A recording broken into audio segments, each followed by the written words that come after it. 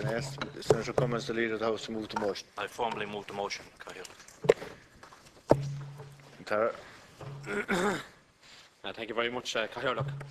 It's been a number of weeks since my visit to move for standing orders to set up this committee. The people of Ireland have suffered as a result of the banking crisis. Hundreds of thousands of people lost their jobs, and those who did not seen their lives change in other negative ways. As a country, we were stripped of our economic sovereignty. The Irish nation suffered the shame and indignity of having to be bailed out and witnessing the arrival of the Troika. As a government and a parliament, we have worked hard over the last 3 years to tackle the consequences of the banking crisis and the economic collapse. Progress has been made in this area, and we are along the road to recovery. Ireland successfully exited the EU-IMF programme last December. Ireland has returned to the international bond markets at historically low interest rates. Ireland has regained competitiveness and is once again recognised internationally as a fantastic location for investment and jobs. Ireland's economy is growing, and unemployment has declined from a high of over 15% to 11.7% at the end of April of this year. These are positive steps in the right direction, but we still have a long way to go. While economic recovery and job creation has been a priority for this government, it is also important that we understand what led us into the economic collapse.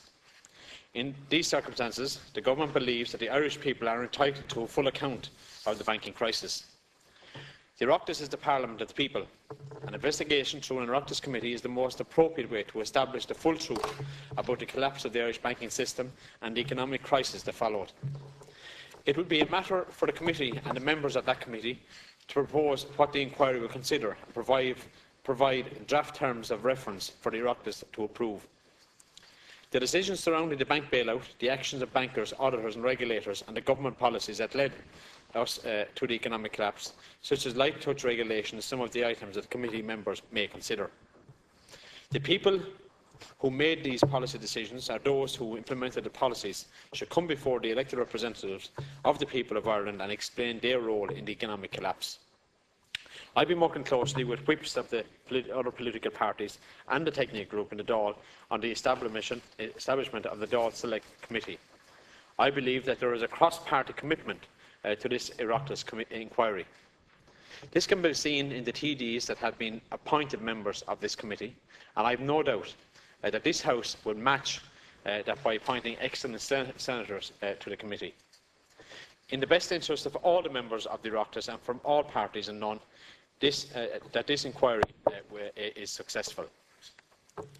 An inquiry that provides a comprehensive set of reports into the origins and underlying causes of the banking crisis and the resulting economic collapse will play a significant role in guaranteeing that the mistakes that were made in the past are not repeated. The government introduced a bill to amend the constitution to establish an Oireachtas inquiry system in 2011, but the referendum held in October that year was defeated. As a result, new legislation was required, and the House of the Oireachtas Inquiries, Privileges and Procedures Bill was passed in July 2013. New standing orders required under the Act were approved by the Dáil and Seanad in January and February of 2014.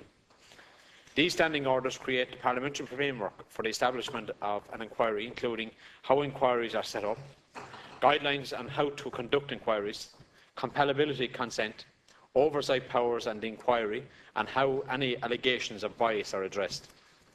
The foundations are now in place to hold a banking inquiry. Earlier today, the Dáil established a select committee with 7 members. The Seanad has now been asked to establish a select committee with 2 members. The new joint committee, chaired by Ciarán Lynch TD, chair of the Oireachtas Finance Committee, will submit proposals to hold an inquiry, including draft terms of reference for the Committee on Procedure and Privileges to consider and recommend for approval by the House of the Oireachtas. The next phase will involve gathering of relevant information, after which the committee will analyse the information and conduct oral hearings before submitting a draft report to both houses. I believe that this committee will show the public what can be achieved when members of the Oireachtas work together for the good of the people. It is a type of work that is carried out in the committee rooms in this building every week, but gets very little attention. The representatives of the Irish people have the right the authority and moral obligation to inquire into the greatest collapse to befall the country in recent times. I wish Kieran Lynch and the TDs and senators selected to be members of this committee well in their work. Thank you very much, Gabriel.